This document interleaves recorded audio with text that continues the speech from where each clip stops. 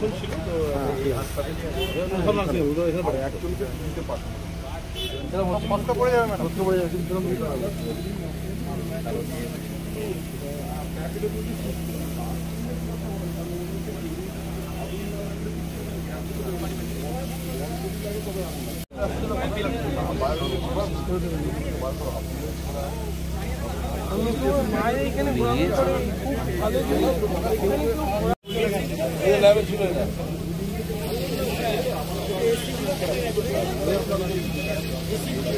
আমাদের যে পিএইচি জলে যে ক্লোরিন দেওয়া হয়, যেহেতু এটা আমাদের চন্দননগর সাব ডিভিশন অফিস, এখান থেকে 2-3টে ব্লকে সাপ্লাই হয় ক্লোরিন। সেই ক্লোরিনের গোডাউনে সম্ভবত এটা শর্ট সার্কিটের জন্যই এটা হয়েছে এবং খুব ভয়ঙ্কর অবস্থা।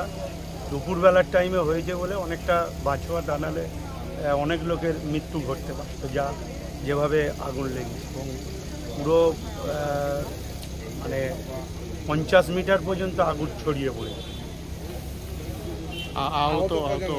আহত 5 জনের মতো হয়েছে, একজনের গুরুতর উন্নয়ন, তাদেরকে সিস্টেমে নিয়ে যাওয়া হয়েছে।